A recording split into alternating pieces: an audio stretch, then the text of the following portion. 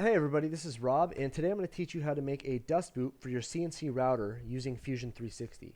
We're going to go over some pretty advanced features of Fusion 360, but we're going to go over them very simply, so you'll have a very basic understanding of them and know how to work them, and be very familiar and comfortable using them, and then you can kind of branch off into more advanced features from that.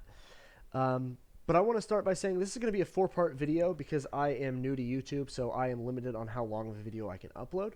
So the first 2 parts are probably going to end up being designing the dust shoe, and then part 3 will be the tool, designing the tool path, and then part 4 will be actually creating it, cutting it out on the CNC, putting it together, testing it out, all that good stuff. So let's get started here. Even if you've never used a computer before, you're going to be able to do this. So if you have a mouse, if you're using a mouse, you can zoom in and out with your scroll wheel.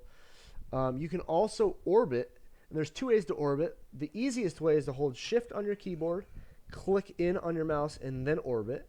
But let's say you're using a laptop and you don't have that ability. You could also just drag that cube over here and drag it around. You can also just click any point on this cube to look at it. So if I want to look at the front, let's say I want to look at an edge, let's say I want to look at that corner, whatever. But let's all click that home button now to get back to that home view right here. So now I'm going to start, and I'm going to go to Modify, and I'm going to go to Change Parameters. And this is one of my favorite features of Fusion 360. If I hit the plus button, I'm going to add a parameter. And a parameter is just a variable. So I'm going to call this router, and my router is 2.717 inches, and that's the diameter of the router. You could also, it looks very exact because mine is actually something in millimeters, and I could type in the exact millimeters there, but I'm going to just leave it in inches. So 2.717 inches is the diameter of my router. It's very exact. We can add another parameter, and we'll call this one hose. And my vacuum hose, the outside diameter of my vacuum hose is 2.25 inch. And like I just said, this measurement is the outside diameter of the vacuum hose. So let's add one more variable, and I'm going to call this thick, and this is going to be 1 inch thick. And this is the thickness of the material that we're using to cut out. And in my case, I'm using 1 inch thick material that I milled up myself, so I know it's exactly 1 inch. If you're buying 3/4 inch plywood or MDF, you may want to adjust it a little bit because it may not be that. But you could always change that after the fact, and I'll show you that once we kind of design it and have it all done. So let's hit OK. Now we're in our design here. We can press C for center point circle on our keyboard. C on our keyboard. We'll bring up this option at first because we have to select a plane to draw on. So we're drawing a 2D image. What plane do we want to draw it on? I'm going to draw it on this line, on this plane here. So I have my green and red lines as X and Y axes. And now I'm going to select to start my circle, my center point circle, on the origin. So if I click and drag out, now I can just type in the word router. And now it is the size of the router. Now I'm going to draw another circle by pressing C on the keyboard for circle. And let's say I want that one to be hose. So you should just type in hose. But let's say I didn't, and I just dragged it out there. I could press D on my keyboard for dimension, and now I click the circle, and now I have this option here. I click again, and it's telling me, okay, now you're defining the diameter. So I could type in whatever I want here. Let's say I make it 4. I don't want it to be 4. I want it to be 2.25. I could type in 2.25, but if I ever go and I change my variable, this won't change. I want it to be hose. So if you ever want to change it, you can just double click in. I'm going to just type in hose, and that's perfect. You'll notice I have the dimension on my cursor. There's that arrow, those 2 arrows there. If I hit escape, I'm out of it now. So if I ever am back to this normal cursor, I've just hit escape. If I ever have this icon, it's a circle. This icon's a line, and then you just press L by hitting that. D for dimension. But we'll go over these as we get to them, so don't worry about that.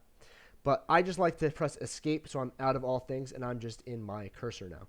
So if I try to drag this black line, nothing happens. If I try to drag the blue one, I can drag it around. You'll notice they both turn a dark blue when my mouse covers over them. And then this blue one, if my mouse is on the inside, turns black. But if my mouse isn't in it, one is black and one is blue. So the black one means it's constrained, I can't move it. The blue one means it's movable. I have to lock it in place still to be able to design around it and have it adjust. So we want to make it, let's use a constraint. Let's use this horizontal vertical constraint. So because this circle is closer to horizontal than to vertical, if I hit that center point and then I hit that center point, those center points are going to become horizontal. If I had it closer to vertical when I did that, it would have snapped it to vertical. But I'm just going to do it horizontal, so I'm going to delete that. There we go. You'll see it's still blue, though, and that's because I can still move it left and right.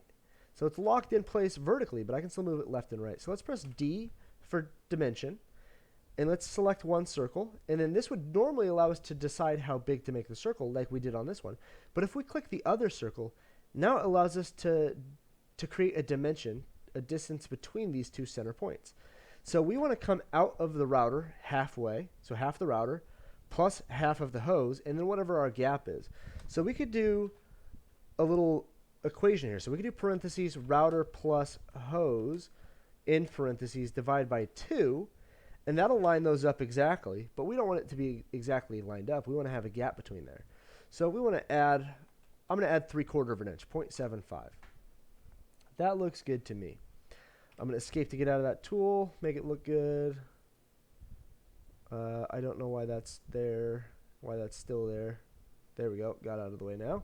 My computer took a second to process that, I guess. Now we're going to draw some more circles. So I'm going to press C for circle. I'm going to draw another circle. I want this one to be bigger than not the hose. Well, the hose I will do, but the router. I want it to be router, but I also want to create one that goes from this to that. So I want it to be 3/4 of an inch bigger radius. So we have to type in router plus 2 times the distance because it's the radius, not because we're doing the diameter, not the radius. So 2 times 0.75, and that'll get us the exact size we want. And now we can click the center point there and drag it to line it up there, or we could click concentric, this concentric constraint, the 2 circles, and then select the circle and select the other circle. And now it lines up those center points exactly right.